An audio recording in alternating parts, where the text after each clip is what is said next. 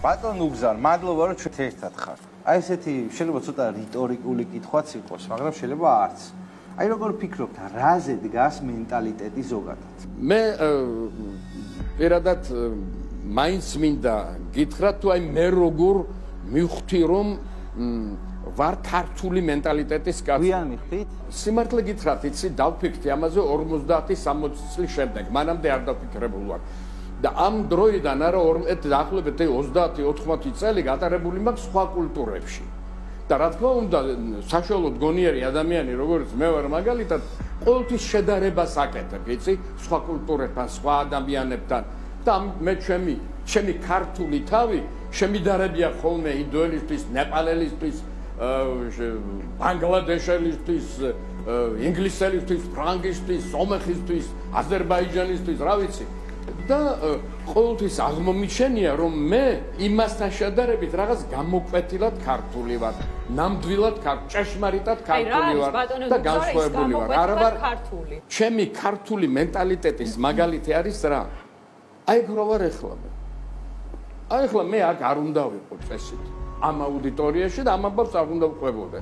უნდა ვიყო ალბათ იქ სადაც ცხოვრობდით დიდი ხნით 20 წლის განმავლობაში ამერიკაში და იქ უნდა ვამთავრებდე ჩემს სიცოცხლეს. აი როგორ მოხდა ჩემი აქ აღმოჩენა ასე ვთქვათ.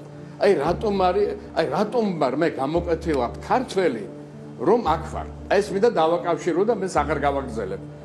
ერთხელ ერთ დღეს ამერიკაში იცი როცა ცხოვრობდი მუშაობდი და მქონდა მშვენიერი სამსახური სახლი კარი ყველაფერი რა ვიცი და ბიჭო დავფიქრდი ჩემთავს ვეკითხე ბიჭო ნუ გზა ნუ გოჯანი ჩემთავს ვეკითხები ბედნიერი ხარ თუ არა are you happy ჩემთავს ვეკითხები პასუხი არ გაინტერესებთ no არა ხარ ბედნიერი you're not happy არა ხარ ბედნიერი არა მეორე შეკითხვა იყო რატო why ბიჭო მოვკვდი ფიქრით როგორც ბუდას გაუნათდა ისე გამინათდა თავი და ფესვები გინდა ფესვები გენატრება